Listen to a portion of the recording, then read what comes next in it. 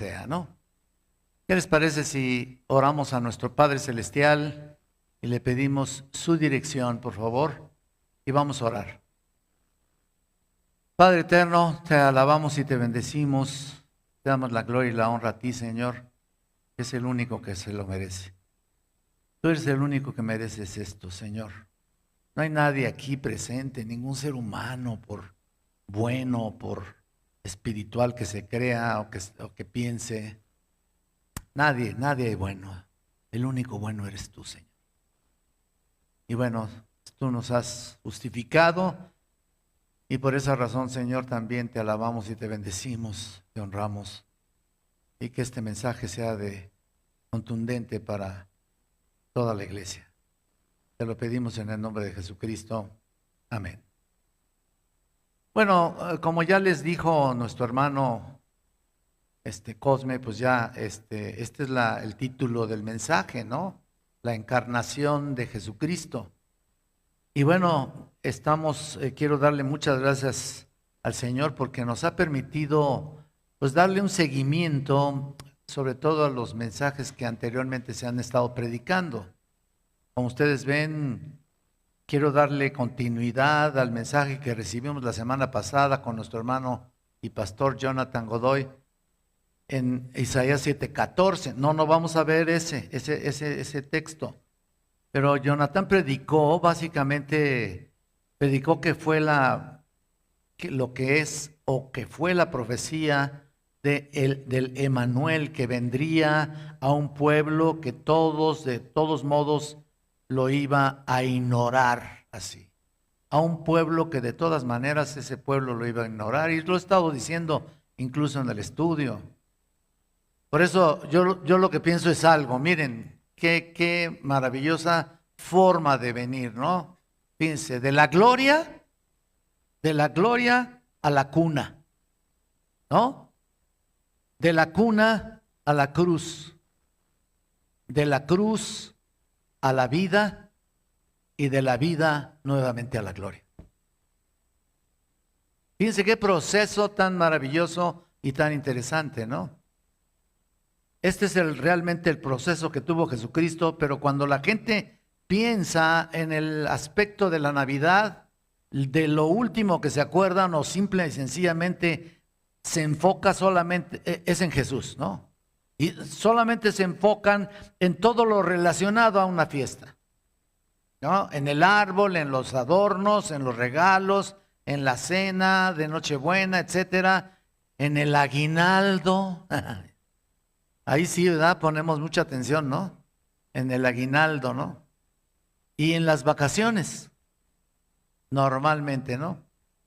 Pero en lo que menos se piensa es en ese niño que nació hace 2000 años, 2000 y más años, aunque Jesús es el principal. Déjenme decirles lo que pasa. Cuando Jesús es el principal, desgraciadamente se vuelve insignificante o ignorado. Y eso es así. Entonces, no tiene por qué existir la Navidad. ¿Para qué? Si no fuera por Jesús, no habría ningún festejo. Pero el mundo sigue festejando la Navidad sin Jesús. Vean nada más. ¿Por qué? Porque en realidad no le conocen. Y si no le conocen, ¿por qué festejar el cumpleaños de alguien de un desconocido? Ahí está el punto. ¿Por qué llevar a cabo un festejo sin el festejado? Vean nada más. ¿Por qué nos vamos a divertir a costillas de alguien que no está presente? Es como si alguien quiere festejar la Navidad, quiere festejar un cumpleaños, pero el del cumpleaños nunca llega, ¿no? Nunca está ahí. Entonces Jesús es ignorado muy a propósito. ¿Por qué? Porque aunque saben de Jesús, no tienen la menor intención de tenerlo presente en sus vidas. Eso es una gran tristeza. Ustedes lo ven con sus propias familias. Ustedes lo ven con sus propios familiares. Lo observan con la gente que festeja, etcétera, etcétera. Y todo se lleva a cabo a través de solamente el festejo. Pero Jesús no está presente ahí. Este es el Jesús que han hecho a un lado, el Jesús que es rebajado a un simple festejo, el Jesús que no es honrado, simplemente es odiado, porque no lo quieren tener ahí. Y a propósito de recordarlo, es reconocerlo en realidad. Digo, lo contrario, lo que hacemos nosotros o lo que debemos hacer nosotros es recordarlo, reconocerlo, apreciarlo, analizarlo y entender el propósito de su nacimiento. Si tú no tienes el propósito de saber de su vida, el propósito del nacimiento, entonces no estás festejando nada. El por qué Emmanuel, ¿se acuerdan lo que se leía? Porque es Dios con nosotros. Cuando el ángel vino a anunciar a María su nacimiento, le dijo en Mateo 1:21, ¿te acuerdas? Y darás a luz un hijo, y llamará su nombre Jesús, porque él salvará a su pueblo de sus pecados. Todo aconteció para que se cumpliese lo dicho por el profeta cuando dijo: he aquí, una virgen concebirá y dará a luz un hijo y llamará su nombre Emmanuel, que es traducido es Dios con nosotros. No es solamente un dicho, no es solamente un versículo que está ahí escrito ahí, es para que verdaderamente lo tengamos como debe ser en nuestras vidas. Este es realmente el propósito por el cual el niño Jesús vino a nacer. Aquí se concentra la finalidad principal de su nacimiento. Y quiero concentrarme precisamente en la última parte de ese pasaje. Jesús es Dios mismo, el Emmanuel, que significa Dios con nosotros, lo cual entendemos que Dios se hizo un ser humano, se tuvo que hacer un ser humano para venir a nacer en ese pesebre, en ese establo oloroso, ¿no? Sucio y oloroso, ¿no? En un lugar que no correspondía a su persona. De hecho, aunque no hubiera nacido ahí, en ese pesebre, aunque hubiera venido a nacer en un palacio, de todas maneras vino a nacer en un lugar que no corresponde a Dios con nosotros. Un lugar sucio, terrible, lleno de pecado, como es el mundo. De todas maneras, aunque no hubiera venido a nacer ahí, de todas maneras, este mundo está podrido, está sucio, más que oloroso. Entonces, imagínense negarse a sí mismo para venir a ser un hombre y para entender que verdaderamente solamente a través de Jesucristo se pudiera ser salvo a través de su muerte y su resurrección. Vamos a leer Filipenses 2, por favor. Hablan sus Biblias. Es el único pasaje que nos da los elementos principales, o mejor dicho, los detalles precisamente de su venida a este mundo y por supuesto de cómo se fue, cómo salió de la presencia del Padre y vino a este mundo. ¿Cómo? Dice aquí en el versículo desde el 5, aunque realmente voy a explicarlo desde el 6. Haya pues en vosotros este sentir que hubo también en Cristo Jesús, el cual, siendo en forma de Dios, no estimó en ser igual a Dios como cosa que aferrarse, sino que se despojó a sí mismo, tomando forma de siervo, hecho semejante a los hombres, y estando en la condición de hombre, se humilló a sí mismo, haciéndose obediente hasta la muerte, y muerte de cruz. Hasta ahí. Este es uno de los pasajes más impresionantes de la Escritura y con mayor detalle acerca de la encarnación de Jesucristo. Si pudiéramos describirlo con nuestras palabras, no sabríamos cómo explicarlo. Así de sencillo. No sabríamos cómo describirlo. No sabríamos qué decir. Y gracias a la revelación e inspiración de las Escrituras, tenemos esta pequeña explicación que ya había sido anunciada, como lo vimos la semana pasada por el profeta Isaías en el capítulo 7, versículo 14. Entonces, antes de analizar un poco más a fondo el texto de nuestro pasaje, solamente para recordarlo, vean Isaías 7:14, ya ustedes seguramente se han de recordar. Isaías 7:14 dice: por tanto, el Señor mismo os dará señal. He aquí que la Virgen concebirá y dará a luz un hijo y llamará su nombre Emmanuel. Igual que en Mateo, ¿no? Aquí lo que leímos en Mateo 1:21, ¿no? Esta profecía anticipada, anunciada del nacimiento del Mesías que vendría a redimir a su pueblo, pero su propio pueblo no le recibió. Y hemos estado diciendo eso, a pesar de cualquier cosa, de todas maneras el pueblo judío no le recibió, ni le ha recibido, ni le recibirá. ¿Y sabes hasta cuándo? Hasta cuando Él venga en gloria. Habrá solamente el pueblo de Israel también es escogido, y solamente unos escogidos le recibirán también. No todo Israel, porque Israel es, como nación, es un estado político, es un estado, etcétera, etcétera, pero también hay un Israel espiritual que es el que le va a recibir. Porque fueron escogidos también algunos y fueron seleccionados, como estábamos hablando hoy en la mañana, acerca de la elección incondicional que Dios tuvo para con el hombre. Entonces, de la misma manera, entonces esta profecía que vendría este pueblo, pues mira, a lo suyo vino y los suyos no le recibieron, mas a todos los que le recibieron les dio potestad de ser hechos hijos de Dios. Bueno, todo había sido preparado para ellos, incluso mucho antes de la profecía de Isaías, pero voluntariamente no quisieron saber de él y le dieron la espalda. Aparentemente no sabían lo que hacían, pero no es así. Ellos estaban rechazando a su propio Mesías, que no calificaba, escucha bien, no, según ellos, no calificaba bajo su propia inercia y obstinada observación o manera de pensar. No, este no califica. Este no cumple las expectativas que nosotros tenemos de él. Fíjate nada más.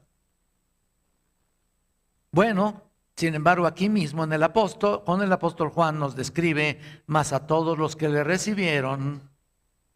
O sea, si vino a los suyos y los suyos no le reciben, bueno, más a todos los que le recibieron, a los que creen en su nombre, les dio potestad de ser llamados hijos de Dios. Aquí tenemos nosotros lo que hemos creído, los que hemos creído, y sin duda aquí están los que van a creer. Aquí, ahorita. Parte de los que escuchen por las redes, ¿no? Y para eso vamos a explicar el proceso de su venida, para poder entender un poco cómo es que ese Emmanuel es Dios con nosotros. Así que volvemos a nuestro pasaje de Filipenses 2, del 6 al 9, para explicar brevemente la trayectoria de Jesús. Después de que Pablo ha estado explicando acerca de la humildad, de considerar a cada uno como superiores a uno mismo, nos dice: haya pues en vosotros este mismo sentir, o este sentir que hubo también en Cristo Jesús. Lo dice aquí en el versículo 5. El máximo ejemplo de humildad es Cristo. No hay otro ser, no hay otro líder espiritual sobre la tierra en toda la humanidad que haya sido ni siquiera parecido a lo que hizo Jesucristo. Y a pesar de quién era, dejó un ejemplo maravilloso. Pero ahora noten, ¿qué pasa con este versículo? ¿Qué está pasando? ¿Qué es lo que nos dice? Noten que vamos a describir lo que es la realidad. En primer lugar, noten aquí que vamos a ver lo que dice aquí. El cual, vean el 6, siendo en forma de Dios. Aquí vemos la palabra el cual. ¿Qué significa? En otras palabras, acerca de lo que está hablando, de quien está mencionando, obviamente el versículo que le antecede, que es Emmanuel, que estuvo entre nosotros, que se repite incluso, si tú lo ves en el capítulo 8, en el 8:8 y Mateo, bueno, no de Filipenses, por supuesto, pero de Mateo sí. Entonces, Mateo 1:23, de hecho, ¿qué manera tan simple se toma este nombre en este tiempo? Siendo en forma de Dios. A cualquier niño le ponen ese nombre Emmanuel, ¿no? Ustedes lo ven a través del tiempo, pues pónganle Emmanuel. Y hay 2, 3 ahí que se ponen así y creen que ya la hicieron, ¿no? Bueno, incluso hay también ese nombre para la mujer. Hasta hubo una película ahí hace varias décadas con ese nombre, que era incluso erótica esa película. Pero bueno, luego vemos la palabra aquí, regresando a Filipenses, cuando dice, siendo en forma de Dios, no estimó en ser igual a Dios como cosa que aferrarse. La palabra siendo remarca la intensidad de la naturaleza de su persona y significa una condición continua y permanente. Esta es una parte importantísima que señala la deidad de Cristo, siendo. No estamos hablando de un niño común y corriente como lo fuimos todos nosotros. Estamos hablando de un niño que dice el texto que es igual a Dios. ¿Lo están viendo? Ya lo conocen este texto, por eso no veo mucho que lo bajen su cabecita a ver el texto. Igual a Dios. Bueno, en otras ocasiones hemos hablado de esta frase, pero esto significa, la palabra igual a Dios, significa la exactitud de su naturaleza en su deidad. Su tamaño, su cantidad, su carácter y carácter del propio Dios. Su tamaño, su cantidad, su calidad y carácter del propio Dios. En todo sentido, Jesús es exactamente igual a Dios, lo que significa que es Dios mismo. Y dice que Él no se aferró, si lo ven aquí, no estimó, no se aferró, o sea, no se apropió de que no querer abandonar su posición de gloria. No, yo no quiero ir allá al mundo, mira todo lo que me voy a encontrar. Sino que se despojó a sí mismo, que es la palabra griega kenú. Despojó a sí mismo, que se traduce o significa se vació de él mismo, a sí mismo, para venir a convertirse en un ser humano común y corriente como tú y como yo. Bueno, no corriente, ¿verdad? Pero sí un humano común, como todos nosotros. Fue un acto voluntario, escuchen bien, hermanos, de renunciar a ciertas prerrogativas. Escúchame bien lo que te voy a decir cuando habla que se despojó a sí mismo. Fue un acto voluntario de renunciar a ciertas prerrogativas y aspectos que no implicaba la renuncia de su divinidad. No implica la renuncia de su divinidad. Definitivamente que no. O que intercambiara su deidad por la humanidad. Eso tampoco es.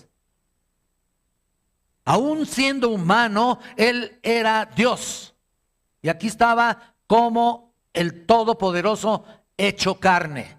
Es decir, no quiere decir dejar de ser Dios para convertirse en un hombre ahí, como todos los demás, pecadores, etcétera, etcétera. No es así. Definitivamente que no es así. Jesús dejó temporalmente, escuchen bien, ciertos privilegios como, número uno, dejar la gloria celestial. O sea, hablando espiritualmente, no que dejó de tener la gloria él, dejó la gloria celestial. También, número dos, dejó la autoridad independiente, porque durante su vida Jesús se sometió siempre a la voluntad del Padre, ¿cierto o no? Ahí está. También renunció, número tres, a las riquezas eternas, porque mientras Jesús anduvo en este mundo, fue pobre. No tenía dónde recostar su cabeza. Fue pobre, ustedes recuerdan eso. Ahí está en Mateo 8:20, si lo quieres ver, lo quieres checar, y también en Lucas 9:58. Pero era Dios. Y sigue siendo Dios. Y será Dios para toda la eternidad. Dice la Biblia en Colosenses 1:15, este es un pasaje que luego lo vamos a estudiar, que Él es la imagen de Dios invisible. Colosenses 1:15 y 16, si quieres apuntarlo. Él es la imagen del Dios invisible, el primogénito de toda creación, porque en Él fueron creadas todas las cosas, las que hay en la tierra, visibles e invisibles, sean tronos, sean dominios, sean principados, sean potestades. Todo fue creado por medio de Él y para Él. Fíjense la frase, todo fue creado por medio de Él. ¿Quién hizo el universo? Él. Todo fue creado por medio de Él y para Él. Luego lo estudiaremos y va a estar fascinante. ¿Te das cuenta? Jesús mismo dijo, yo y el Padre, ¿qué? Uno somos. En Juan 10:30. Y también dijo a Tomás, el que me ha visto a mí, ¿ha visto a quién? Al Padre. Ahí está. Juan 14:9. Para que no quede ninguna duda y para que no veamos a un simple niño allí, cuando estés festejando tu cenita de Navidad, veas a un simple niñito ahí, en un muñequito que ponen ahí en el nacimiento, que nació en ese pesebre y ahí se acaba la Navidad. Y es todo lo que sucede. Y al día siguiente, pues bueno, los niños ya juegan con sus regalitos que les trajeron, etcétera, etcétera. Incluso ves tus regalos que traen a ti, lo cual se me hace también incongruente, porque fíjate nomás, ¿quiénes reciben los regalos? Los hombres, ¿no? Entonces, hombre, ¿y al festejado qué? Es como si vinieran a mi cumpleaños y todos los demás pues, se regalan cosas, ¿y yo qué? ¿Y Jesús qué? ¿Dónde lo dejan? ¿Y mi regalo? Por supuesto que Él no necesita nada de nosotros, ni lo va a necesitar. Pero creo que esa es una parte que ya de luego hablaremos, porque en realidad de lo que menos se acuerdan es de Jesús. Pero sí, a ver qué me trajo mi papá de Navidad, a ver qué me trajo, a ver qué juguetes me compró mi papi, o a ver qué me trajo Santa Claus. En Guadalajara festejan no a Santa Claus, festejan al niño Dios. Yo recuerdo cuando estaba chiquillo, ¿qué me trajo el niño Dios, mamá? ¿Qué me trajo? Y ya me ponían ahí un carrito ahí de lámina, todo. Bueno, porque estábamos así de amolados, pero de todas maneras me regalaba el niño Dios. Bueno, mira, el punto más importante aquí es de que siquiera en esa noche en que tú vas a estar en la Navidad, luego les voy a decir, porque vamos a tener varios domingos donde vamos a estar hablando de esto. Estar en la cena de Navidad es recordarlo a Él y levantar su nombre y entender a Él y por supuesto ver esta parte tan importante. Muy pocos hogares, aún cristianos, se molestan, no se molestan en explicar quién es Jesús. Y aún teniendo a gente inconversa en tu casa, en tu cena, no le dicen nada. ¿Es justo eso? No debe ser así. Pero seguimos explicando el pasaje. Noten ustedes. Dice aquí, tomando forma de siervo, dice en el versículo 7, ya explicamos, se despojó, el kenú, se vació a sí mismo, pero ahora tomando forma de siervo, desde luego estamos viendo cada frase que el apóstol Pablo nos dice aquí.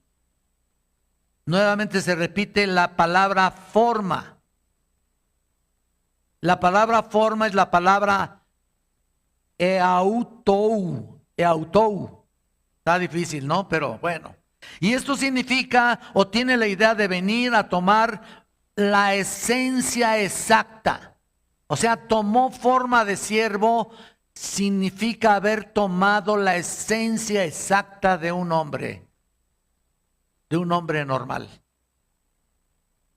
Ahí está, de un servidor, uno que sirve, no que está sentado a que le sirvan, no que está sentado a ver qué le van a dar, no, es uno que sirve, tomando forma de siervo.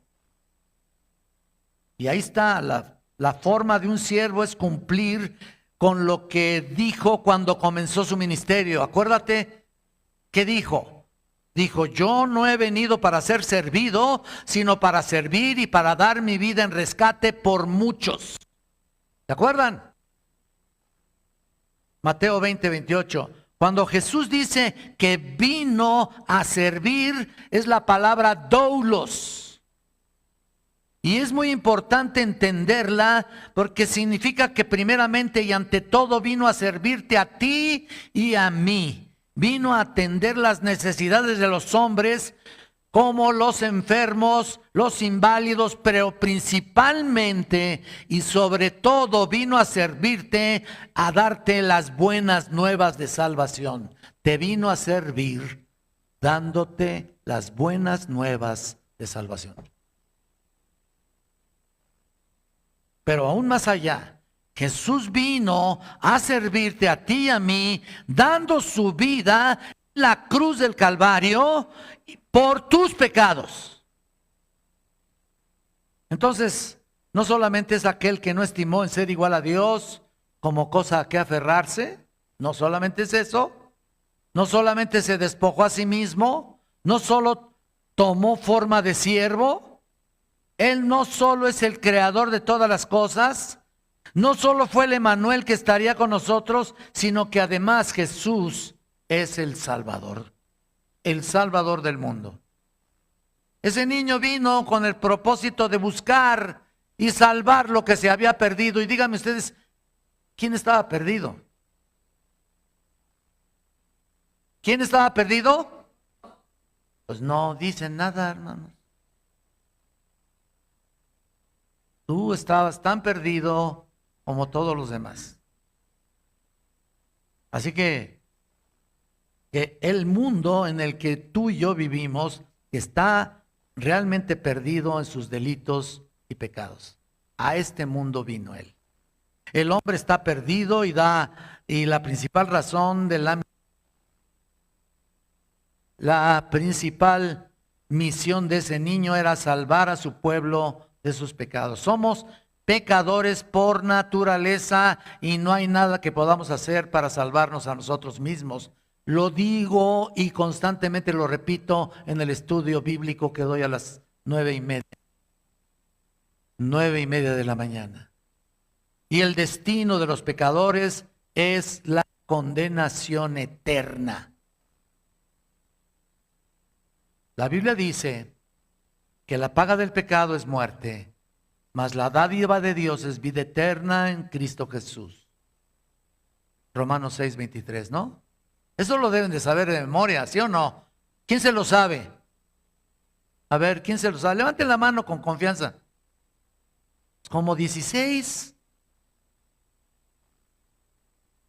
Bueno, pues en este tiempo y con más razón, para ganar un alma, primero necesita la persona reconocer su pecado, su condición de pecado delante de Dios. Entonces, no hay el 6:23 también dice que no hay justo ni aun uno, no hay quien entienda, no hay quien busque a Dios, no hay quien haga lo bueno, ni siquiera ¿qué? No lo hay. Ni uno solo. Romanos 3 del 10 al 12. Entonces Jesús vino a dar respuesta a tus pecados porque comprende tu vida, entiende tu condición, porque tomó la condición de hombre y no solo eso, sino mira, además, vean en el texto, se humilló a sí mismo. ¿Lo estás viendo?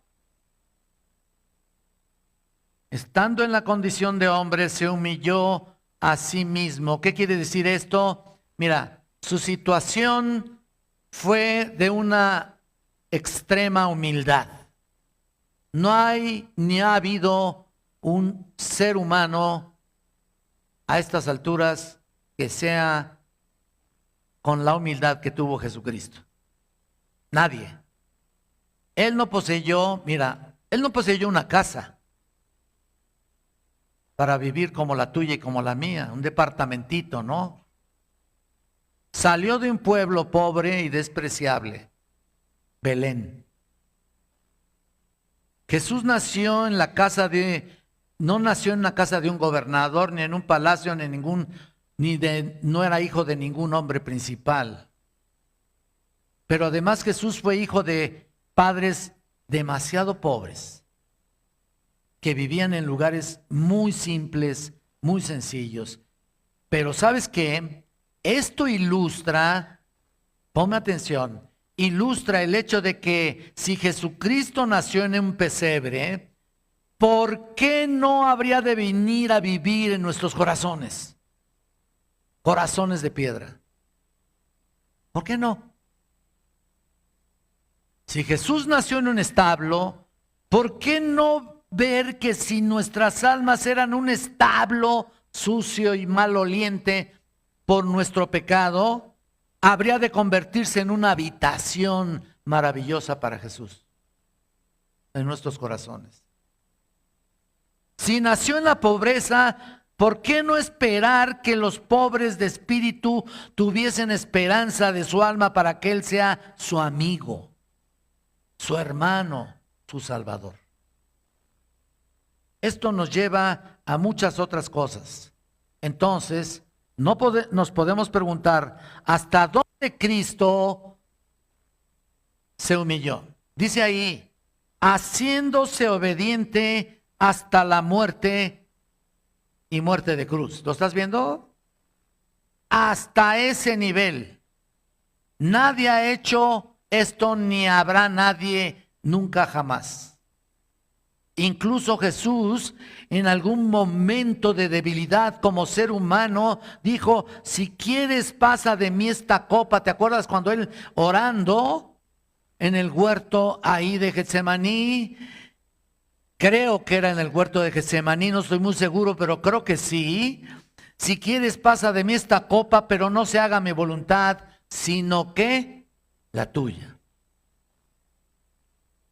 Jesús obedeció, jamás iba a desertar, de ninguna manera iba a decir, no, esto no me conviene, va a doler mucho, no, mejor como que me hago disimulado y voy a dar algunas otras palabras y me voy por otro lado. No desertó, a eso vino, jamás podría ser cambiado ese plan, de ninguna manera. Tenía que cumplir el hecho de salvar a su pueblo de sus pecados. Aunque hubiera habido otro medio, jamás sería cambiado. Aunque hubiera habido otro medio. ¿Me explico? Para el perdón de pecados se necesitaba, escuchen bien, y ya muchos lo saben, el derramamiento de sangre.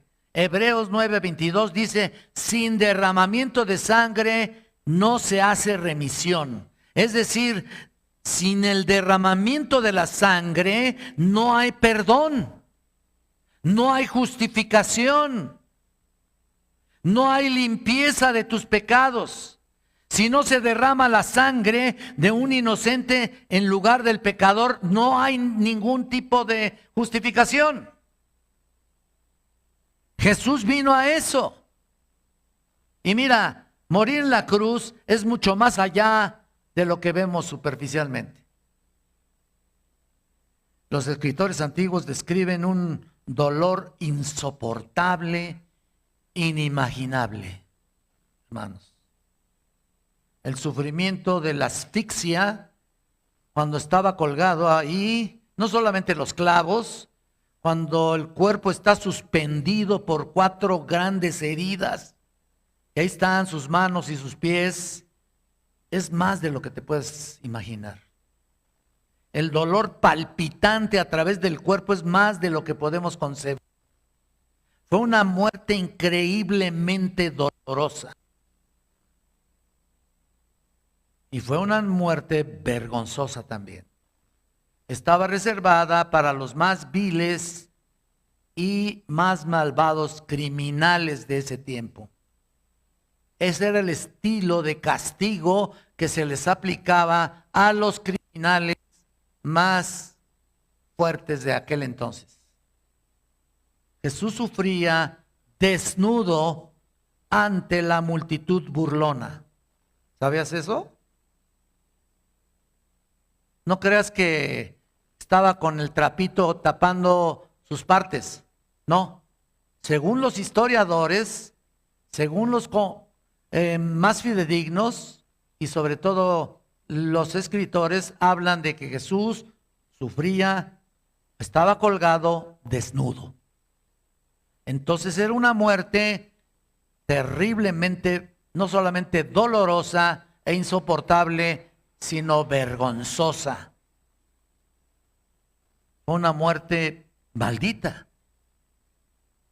Dios mismo había dicho, maldito es aquel que es colgado ¿en dónde? En un madero.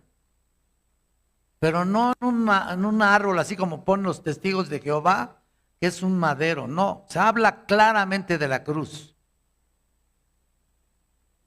Fue una muerte solitaria, no había ninguna compañía, ni siquiera el Padre estaba con él cuando dijo, Dios mío, ¿por qué me has desamparado? Tú dices, qué terrible. No solamente el castigo y todavía dejarlo solo, esto parecía un abandono cruel o injusto de parte de Dios. Pero no era así. Tenía un propósito maravilloso. El abandono es porque habría de llevar sobre el cuerpo el pecado de todos los que vendrían a él. No que él se convirtiera en pecador, eso tampoco es. El abandono era porque él llevaría los pecados de a todos aquellos que vendríamos a sus pies, suplicando perdón por sus pecados. No porque fuera pecador, como digo, pero sí, sino que trató a su hijo como si hubiera cometido todos los pecados y los míos de todos aquellos que vendrían a ser salvos. Dios estaba derramando, escucha esto, su ira sobre su propio hijo.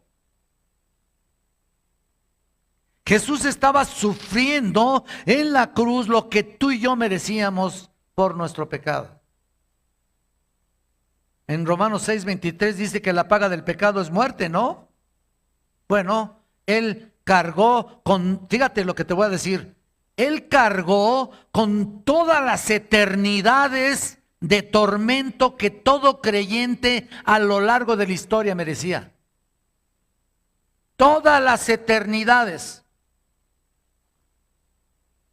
que tú y yo merecíamos. Eternidades de tormento, o sea, en el infierno. Esta es una incomprensible humildad. No la podemos comprender completamente.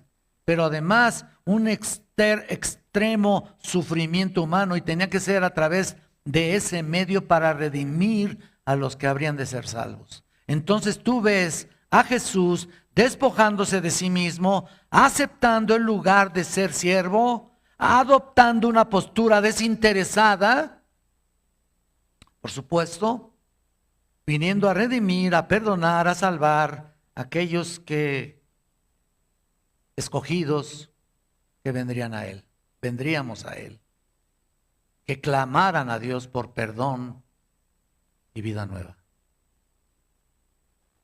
Aquellos que necesiten tener una vida nueva, aquellos que necesitan tener una esperanza, aquellos que deseen un nuevo propósito para vivir. ¿Tú tienes ese propósito en tu vida? ¿Tú tienes la salvación en tu vida? ¿Estás seguro, segura que Cristo está en tu vida? Te aseguro que muchos o algunos no lo tienen en su totalidad. Y a lo mejor no te has dado cuenta. Yo constantemente les hago un llamado al arrepentimiento para que comprendan la magnitud de su pecado y la ofensa tan grande al Todopoderoso. Para venir a Cristo, que sufrió los clavos, sufrió la muerte más horrible por tus pecados. Entonces, tal vez no lo has entendido, quizás estás decepcionado de la vida y nada ha llamado o ha llenado tu corazón. Posiblemente hay algunos que tal vez estés solo, sin nada ni nadie que llene ese gran vacío que tienes en tu vida. No lo deseo, por supuesto, pero tal vez haya alguien aquí y sabes, este puede ser el momento, tal vez, de que vengas a Él en arrepentimiento y fe.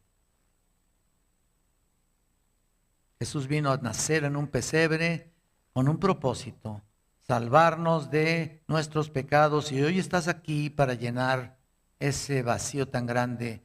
Si vas a festejar, escucha bien lo que te voy a decir, la Navidad, todavía faltan algunas, ¿3 semanas?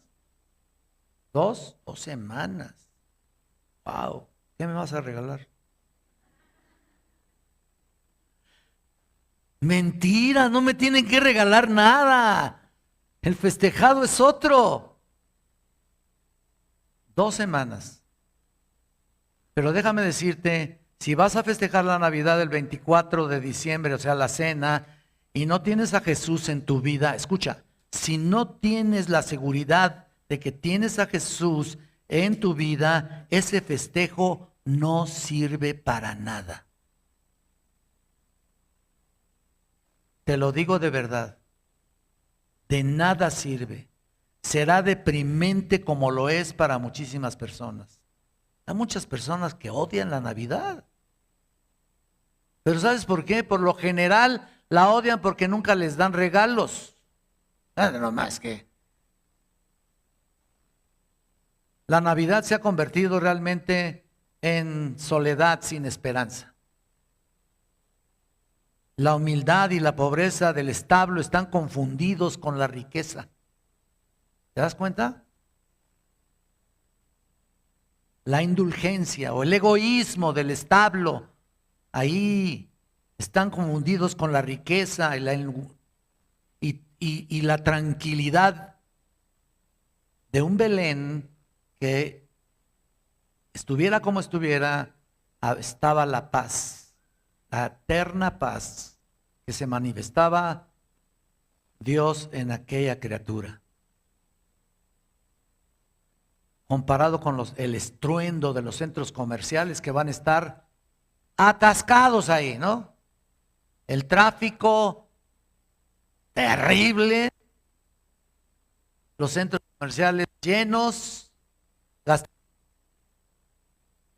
como todo tu aguinaldo ya se te fue ahí. Y tal vez digas, tanto trabajar para que se vaya tan rápido. ¿Por qué creen que pintan el billete con unas alitas, no? Pues así te va a pasar. No puede ser. Mira, realmente el mensaje maravilloso de la encarnación de alguna manera está mezclada con la embriaguez de tantos hombres en esta presente temporada. Eso es como festejan la Navidad, con la embriaguez. La gran realidad de la Navidad es que la gloria del Señor se revela a una oscurecida actividad del mercantilismo. ¿Me estoy dando a entender? Y parece que Santa Claus, pues bueno, pues es el rey, ¿verdad? Santa Claus realmente se ha convertido en el foco de la Navidad para la mayoría de la gente y para regalarse entre sí. Como dije, eso demuestra que Jesús no está ahí. En cambio, Jesús te quiere dar el más grande regalo que jamás te haya dado. Nadie. La salvación, como le he estado diciendo, Él te quiere dar la vida eterna. Exactamente, esa es la historia de la Navidad. ¿Quieres entregarle, si hay algunos que están aquí y todavía no le entregan su vida a Cristo? Yo pienso que es el momento. Este es el momento. Solo tienes que reconocer que eres un pecador como todos los demás, porque la paga del pecado es muerte. Y por el hecho de ser pecadores tenemos que arrepentirnos de nuestros pecados. La Biblia dice: arrepentíos y convertíos para que sean borrados vuestros pecados y vengan para que vengan de la presencia del Señor tiempos de refrigerio, o sea, de paz y de consolación y de alimento espiritual a tu vida. Esta es la parte medular del mensaje del pesebre. Vino a salvarnos de esa condenación eterna. No hay forma de salvarse de otra manera. La Biblia dice: porque no hay otro nombre dado a los hombres debajo del cielo en quien podamos ser salvos. No lo hay. Tú dirás: ¿salvos de qué? Salvos de la condenación, salvos de Él mismo, salvos de su propia ira, salvos del infierno. Romanos 10:9: si confesares con tu boca que Jesús es el Señor y creyeres en tu corazón que Dios le levantó de los muertos, serás salvo. Porque con el corazón se cree para justicia, mas con la boca se confiesa para salvación. Todo el tiempo es tiempo del mensaje de salvación. Confesar a Jesús como Señor quiere decir someterse humildemente a su autoridad. Como dice aquí en Filipenses 2, el 10 en adelante: para que en el nombre de Jesús se doble toda rodilla de los que están en los cielos y en la tierra y debajo de la tierra, y toda lengua confiese que Jesucristo es el Señor, para gloria de Dios Padre. Ahí lo tienen ustedes. Creer que Dios le ha levantado de los muertos quiere decir que confías en el hecho histórico de su resurrección. La resurrección es el pináculo de la fe cristiana. Y la manera en la que el Padre afirmó la deidad y autoridad del Hijo de Dios. La verdadera fe siempre está acompañada del arrepentimiento, porque si no hay arrepentimiento, entonces no hay salvación. Tienes que reconocer tus pecados por el cual tienes que arrepentirse de ellos. El arrepentimiento es más que simplemente pues sentirte mal porque haces malas cosas o te portas mal. No, es estar de acuerdo con Dios de que eres un pecador y necesitas confesarlos. Porque si no, tu cenita de Navidad, ¿sabes qué? No la vas a festejar como debe ser. Qué hermoso es reunirse en una cena de Navidad, abrir la palabra de Dios y leer la palabra de Dios en su nacimiento en los evangelios y en otras partes de las escrituras.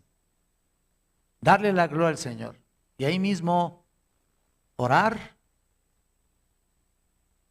y glorificar el nombre de Cristo. ¿Lo vas a festejar así? Nomás oí como 4. ¿De veras? ¿Qué cosa? ¿Qué dureza, eh? ¿Vas a festejar así a Cristo o no? Ah, ¿verdad? Conste, que ya lo dije, ya te comprometiste verbalmente tú solo. Si me amáis, guardad mis mandamientos. Y si vosotros permaneciereis en mi palabra, seréis verdaderamente mis discípulos. No es suficiente creer en ciertos hechos de Cristo. Hasta Satanás y sus demonios creen en el Dios verdadero. Ahí en Santiago 2:19. Pero no lo aman, no le obedecen. Su fe no es genuina. La verdadera fe salvadora siempre responde en obediencia. Efesios 2:10. Jesús es el Señor soberano. Cuando lo obedeces estás reconociendo su señorío y te estás sometiendo a su autoridad.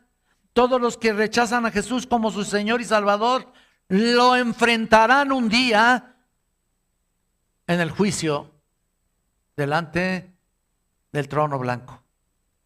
En el juicio, pues. Dios ahora manda, dice la Biblia claramente, a todos los hombres en todo lugar que se arrepientan. Dios manda eso. ¿Tú crees que no tienes pecado? Pues ya estás pecando porque dices que no tienes pecado. Porque si crees que no tienes pecado, le haces a él mentiroso y la verdad no está en ti. Ah, ¿verdad? Entonces, no digas que no tienes pecados, porque que seas cristiano, qué maravilloso es que todos estos días que el mundo está festejando un hecho que a lo mejor ni sucedió en estas fechas. A lo mejor no sucedió, pero no importa. No importa que tengas un árbol de Navidad. ¿A quienes lo satanizan? Satanizan incluso también la celebración de la Navidad. Pero hay que tomar en cuenta una cosa muy importante. Tú vas a festejar la Navidad con el propósito de compartir la palabra de Dios a tus hijos, aunque ya lo sepan. Vas a exaltar el nombre de Cristo. Es lo que más importa. No tú, ni la Navidad, ni el árbol, ni los regalos, ni siquiera la cena, aunque des pavo del más caro, ¿no? Ay, hasta se me antojó.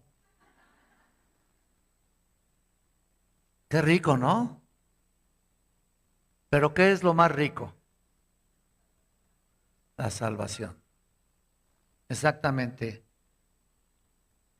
¿Qué dice? ¿Quién dice la Biblia que es Jesús? Dios viviente, santo, salvador, el único objeto válido de la fe salvadora, el Señor soberano, el juez justo. ¿Quién dices tú que es Jesús? Lo que tú opines de Él no cambia las cosas. Él es el Salvador que Dios está esperando que tú confieses tus pecados el día de hoy. Adelántate a la Navidad, no importa que no sea exactamente el día o la noche buena esta noche, no importa. Confiésale que te libere de todo poder esclavizante que posiblemente lo traigas todavía, pero hoy es el momento de liberarte, que Él te libere, mejor dicho, de toda esa esclavitud de pecado. ¿No quieres orar conmigo y pedirle al Señor perdón por tus pecados? No importa que seas creyente. Sal de aquí limpio. No importa. Y si no lo eres, si no es cristiano todavía, este es el momento de que te arrepientas de tus pecados.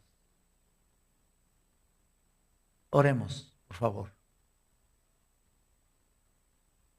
Santo y Padre Celestial, estamos pues reconociendo realmente nuestra condición, nuestra naturaleza pecaminosa. que nos ha esclavizado por mucho tiempo, Señor. Y quizá aún siendo cristianos, todavía tenemos algunos pecados ahí escondidos, del cual somos objeto todavía de estarte ofendiendo, Señor, de lo que hacemos, que aunque lo hagamos en secreto, tú lo confesarás en público, Señor. Señor, perdónanos. Ayúdanos, Señor, a arrepentirnos de todo corazón de lo que hemos hecho. Yo te pido perdón, Señor. Yo me arrepiento de mis pecados, Señor. Yo quiero glorificarte, Señor. Yo quiero exaltarte porque el hecho de venir a hacerte hombre, venir a hacerte un ser humano, ya fue suficiente, más que suficiente, para dar tu vida en rescate por muchos. Si hay aquí alguna persona que aún no te ha recibido, solamente tienes que decirle: perdóname, Señor. Quiero arrepentirme de mis pecados, quiero ser salvo, salvo de la condenación eterna. Perdóname, Señor, y ayúdame a hacer lo que tú quieres que sea. Esa muerte en la cruz no sea en vano para mí. Pongo en tus benditas manos mi salvación, mi vida y la vida de todos los seres humanos del mundo que no te han conocido. En el nombre glorioso de Jesucristo te lo pedimos. Y el pueblo del Señor dice: amén. Que Dios les bendiga, hermanos. Bendita